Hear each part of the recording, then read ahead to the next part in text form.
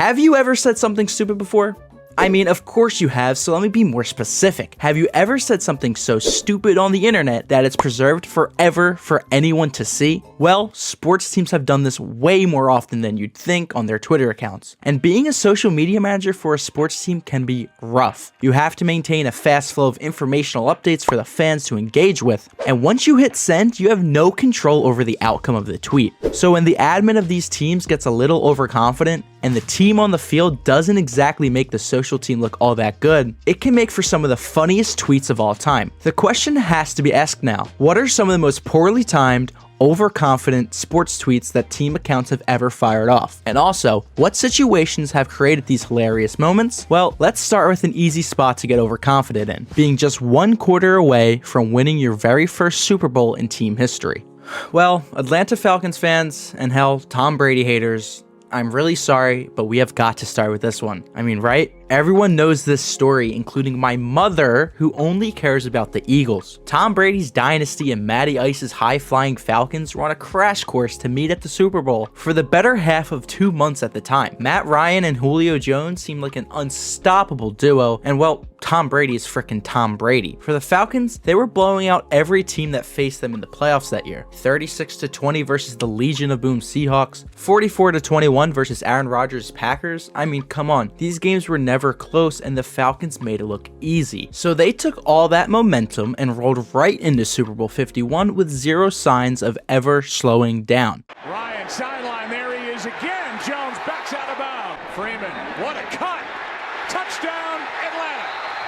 And the Falcons took a 28-3 lead and eventually headed into the fourth quarter. We're up by 19 points. And I mean, it was happening. The Falcons were blowing out Tom Brady and the Patriots in the Super Bowl. So, like any good social media team, the Falcons tweeted that they were 15 minutes away, along with a graphic, and that was it. It's simple enough, really. But as it turned out, stopping Tom Brady's devil magic is not that simple. Like I said, you know the story, so I don't want to bore you with it. But yes, Tom Brady led the greatest comeback of all time, winning Super Bowl 51, and thus thrusted this tweet into infamy. And still, from an analytics standpoint, it is the most viewed post in Falcons social media history for all the wrong reasons. Moving along, let's talk about baseball and football. Because, believe it or not, the Jacksonville Jaguars and Chicago Cubs had a lot in common this past year. Two fresh and exciting teams that started the season hot with high hopes to make the playoffs, and at one point, especially for the Jags, they were a surefire team to make the playoffs at 8-3. As you know, when your team is winning, fans get excited, and so to capitalize on the hype, both the Cubs and the Jags social media teams announced playoff tickets were live for pre-sale, which is a standard procedure, but I wouldn't be talking about this if these teams did not implode in dramatic fashion. For the Chicago Cubs, they had a 78-69 record and looked like they would easily grab a playoff spot, but as soon as the Cubs hit send on this tweet exactly, it all came crashing down. In their final 15 games, they would only win 5 and miss the playoffs by 1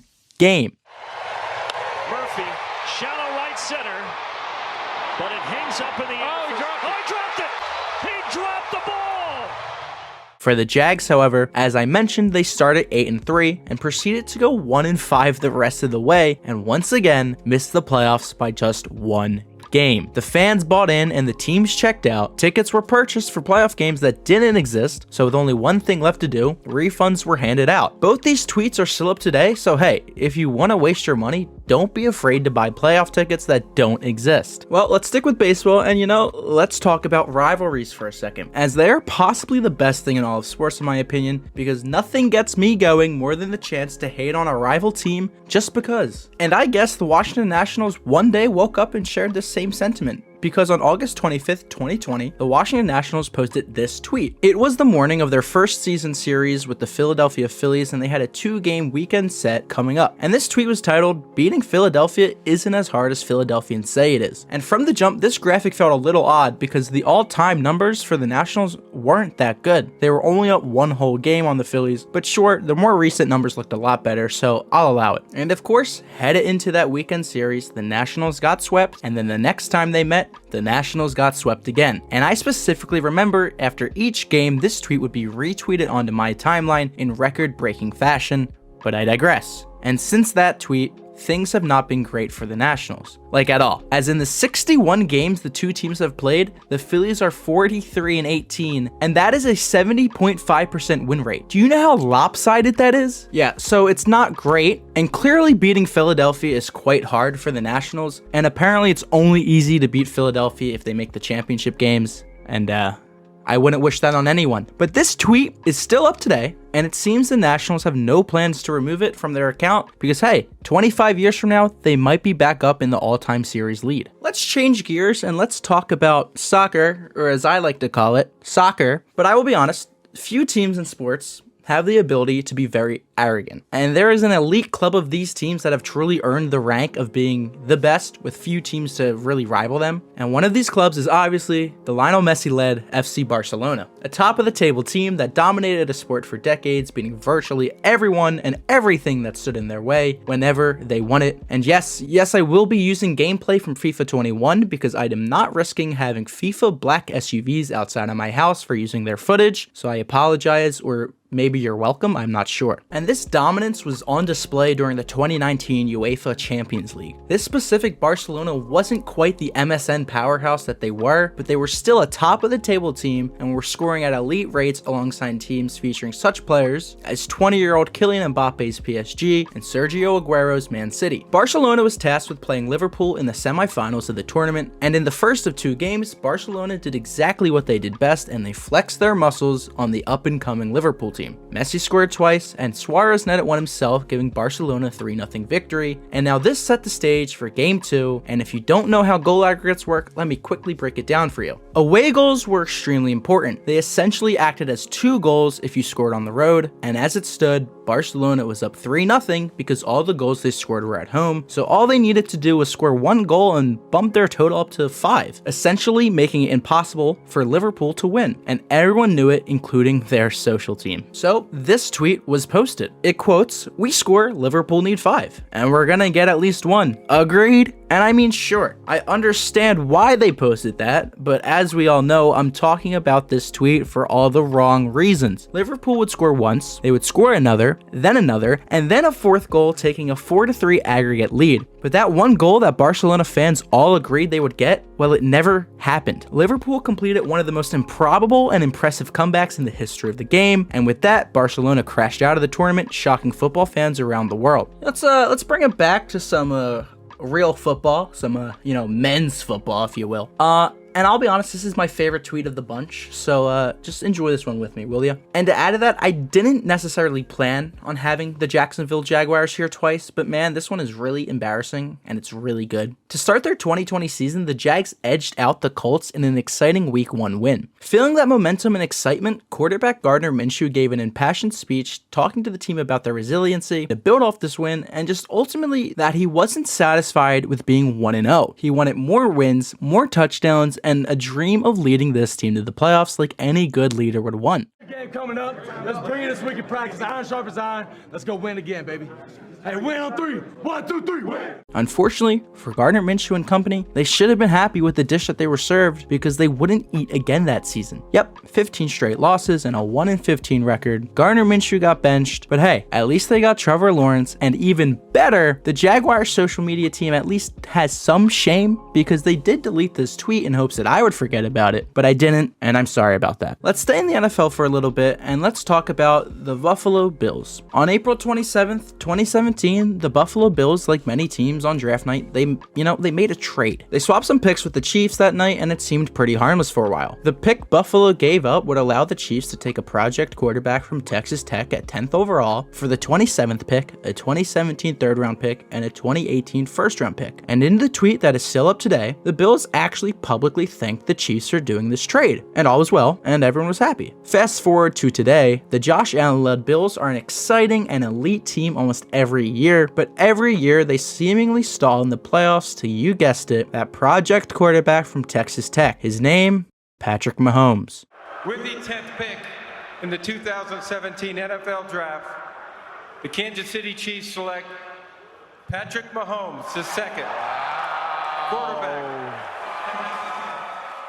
arguably the greatest quarterback to ever do it, keeps shutting down the Bills each and every year. So yeah, the Bills gave their biggest rivals their greatest weapon that anyone has ever seen in the NFL, and every time the Chiefs beat the Bills in the playoffs, this tweet resurfaces every single time for all the wrong reasons. Bills fans, look away because I'm going to stick with you guys. And I'm going to highlight which was probably the game of the year in the NFL last season when the Bills hosted the Minnesota Vikings on week 10 of the NFL season. For a while, this game was very back and forth, but the Bills at one point took a commanding 27-10 lead, but that is not where something aged poorly this game. Blown leads happen all the time, as we already know, and what isn't something you see every day is when the Bills social media team tweeted that their defense got a 4th down stop with 2 minutes and 12 seconds to go in the game, and they announced to the world that that was the ball game. Bills win. Well, there's so much wrong with this tweet, so let's break it down. Because they never got that 4th down stop with 2 minutes and 12 seconds to go. In fact, on 4th down, Justin Jefferson had the catch of the year on the very next play. The Vikings ran a hurry-up offense and eventually had 4th and goal from the 1-yard line. And now here is where the Bills social media team did get it right, kind of. The Bills stuffed Kirk Cousins on a QB sneak from the goal line, essentially ending the game, right? Well, no, not even close, as on the very next play, Josh Allen had to get a yard and push the ball out of his end zone to avoid the safety, so Josh Allen did what Josh Allen does best, and he fumbled the ball in the end zone, allowing the Vikings to recover and take a 30-27 lead with 41 seconds left in the ball game. I'll be honest, Josh Allen tried to save the social media admin's ass by somehow in those 41 seconds he went down the field and was able to get a field goal for his team, sending the game to overtime. However, the Vikings would take a 3-point lead in overtime and they would never look back, as when Josh Allen got the ball, he threw an interception, ending the game, or as I like to say, ball game. 2nd and 10. Allen steps up and throws an interception.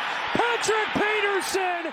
Let's take a break from football, and yes, basketball does exist on this channel, believe it or not. The Philadelphia 76ers and Atlanta Hawks played a highly competitive playoff series in 2019 with lots of shootouts and just straight electric playoff energy. All was normal until we arrived at halftime of Game 5 in Philly. For some unknown reason, the Sixers Twitter admin decided it would be a good idea to ask if they were supposed to feel tired yet when leading the Hawks in Game 5 up 22 at the half, which is funny because they would run out of gas and blow the 22-point lead, and subsequently would go on to lose the series in Game 7, crashing out in embarrassing fashion. And Atlanta, your Hawks are headed back to the Eastern Conference Finals for the first time in 6 years. If you were to ask anyone what the turning point of this series was, they would honestly probably point to the pivotal Game 5, but if you truly want the answer, it is because the Sixers social team decided to definitely piss off somebody in the Hawks organization, and the Sixers folded like a lawn chair. Let's go take a quick trip up the turnpike to visit our good friends, the New York Mets. And as you know, the Mets were really good in 2015. They won the pennant and they punched their ticket to the World Series, but unfortunately, they did struggle on the biggest stage against the Kansas City Royals. I want to take us straight to Game 5, where the Mets were up 2-0 in the 9th inning and were 3 outs away from extending the series to a Game 6. But there is a tweet that is still up and is honestly very harmless and a lot less of a hot take, and is more so here because Mike sent me this tweet and what the boss says go. I love you, Mike. Yeah, and it was amazing because, you know, I was there as a Met fan. This crowd wants Matt Harvey and wanted Matt Harvey to finish it. Unmatched vibes. Then bad things happened. A leadoff walk. That's in the air to left. Back from Silver's head. Up against the wall.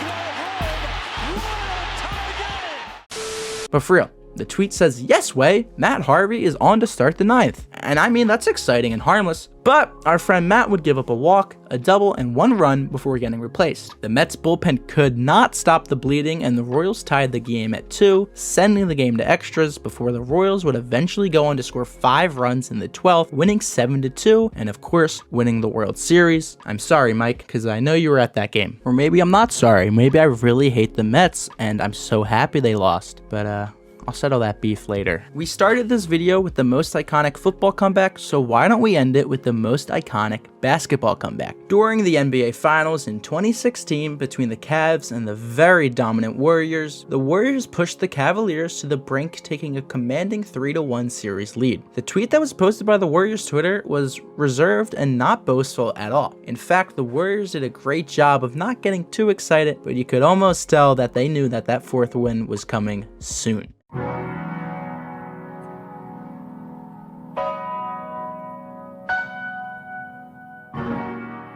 And I mean, this was all over the internet. You couldn't escape it. It was LeBron versus Steph, Clay versus Kyrie, and for the second straight year, it was an exciting time. To further this point, the poor intern for SportsCenter even tweeted, "Cavs will need to win 3 straight games to come back versus Warriors. Golden State hasn't lost 3 straight since 2013. This was a harmless and factual post stating the current Warriors' dominance at the time. And really, this story was everywhere, such as it was on every ticker at the bottom of almost every sports channel, and even birthed one of the most iconic LeBron memes where he's just posted up chilling, listening to music, and ultimately unbothered by the task at hand. I do not mean to go on and on about the odds or lack thereof for the Cavs to win the NBA Finals, but no one gave them a shot, not even Twitter user TCar3357. But the Cavs did win, and it blew up everyone's hot takes in their faces, and tweets like this that pointed out the obvious look extremely funny when looking back on them 8 years later. And hopefully this video can serve as a cautionary tale and a lesson learned for all social media admins out there. Let me know in the comments below if you think I missed any, or let me know what your favorite ones are, and I'll see you guys in the next one.